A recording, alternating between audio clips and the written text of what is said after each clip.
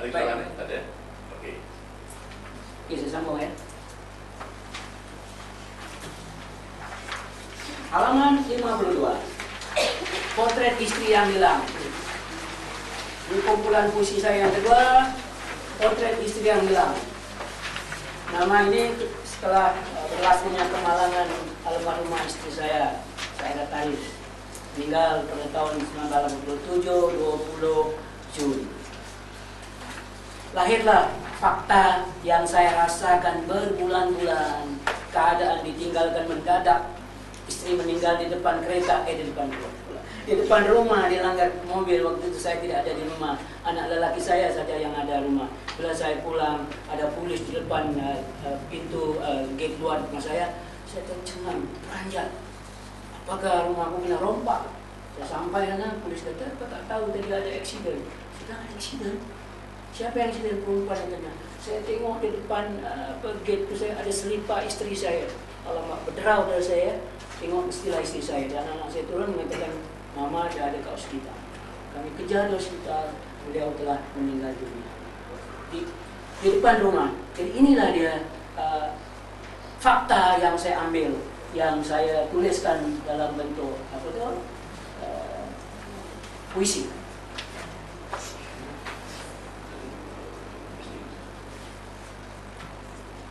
Oke, saya bacakan ya. Potret istri yang hilang ya. Aku berkelana jauh. Aku mencari, tak tahu saat bila, sungai apa bermuara wajahnya. Hutan hijau berpucuk hatinya. Cakrawala mana merangkul tangannya. Suara siapa yang menggelepar di benakku. Ayat-ayat siapa yang menggoda telingaku.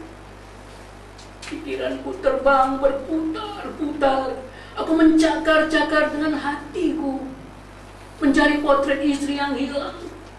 Pudinya sepanjang laut biru terbuka. Hatinya awan berarak tak putus. Suratnya ku baca pada mentari dan bulan. Sajaknya ku nyanyikan di lipatan sutranya. Apabila tiba angin meraba dingin, maka merangkul seluruh hidupnya. Tanganku meraba seluruh katanya, tapi jiwaku berdaya menemui kekosonganku. Di jalur dalam malaikatnya, aku bertemu ayatnya yang nyata. Kemudian sesudah itu, kalian benar-benar mati. Aku berada di dalam rangkulan sutranya. Lampu-lampu sudah pudar kelabu. Potret kekasih bila tak kutemu. Doaku terus memanjat tiang arasnya. Kamarku yang gelap turut menangis. Aku tertidur dalam rangkulan sutranya, karena begitu pencipta memberi beritanya. Ada banyak yang ajaannya salah ya, tak sempat. Aku melihat betul. Jadi fakta yang terjadi puisi ini adalah daripada apa yang terjadi pada diri saya. Dan ada beberapa potongan-potongan frasa ayat yang saya pilih untuk saya imajinasikan. Kalau tidak, ya cerita seorang istri yang meninggal tak jadi apa-apa bagi Anda kan? Oke, lihat halaman 53. Itu latar belakangnya. Bagaimana keadaan waktu itu, saya gambarkan keadaan hidup bangsa Melayu yang masih tetap dalam pemerintahan PDP,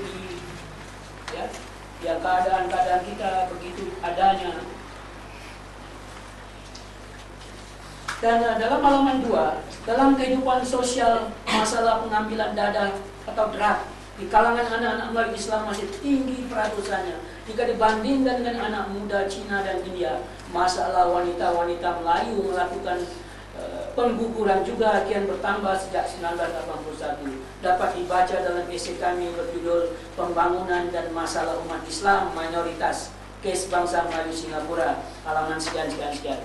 Itu ada contohnya, bukunya di luar. Kalau nak beli, boleh beli di Madrasah Al-Junaid. Belilah dan sekaligus boleh menderma kepada Al-Junaid yang memerlukan ongkos. Kemudian waktu itu saya bercakap, lepas 3 bulan ya, bulan 6 istri saya meninggal, bulan 10 tadi saya katakan saya membuat kerja di Hari Sastra di Kuantan. Bahasa dan Sastra Melayu di Persimpangan.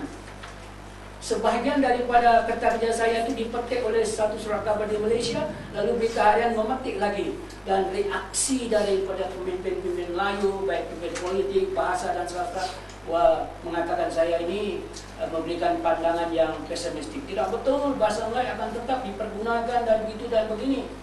Saya tidak jawab, dan paper saya itu kalau dia baca seluruhnya jawabannya di situlah. Dan sekarang sebagaimana yang saya katakan, apa yang saya katakan bahasa Melayu dan sastra Melayu di Persimpangan tahun 87, sebagiannya sudah menjadi kenyataan. Sebagaimana George Orwell membuat 1984 pada tahun 1948. Ceritanya berjudul novelnya 1984, pada diterbitkan 1948 George Orwell.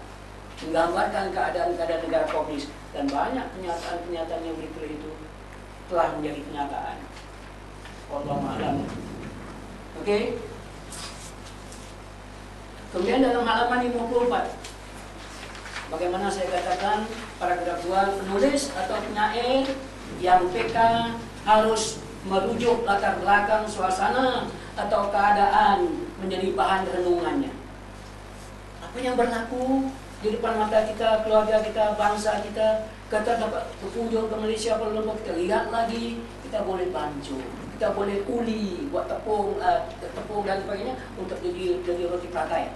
Nah, jadi ramuannya betul, jadilah roti pratai yang enak. Kalau cerita kurang airnya mungkin keras dan lain sebagainya. Jadi begitu juga lah keadaan-keadaannya. Dan dalam masa yang sama misalnya, dan harus menjadi sumber pikiran yang harus menjadi maksud.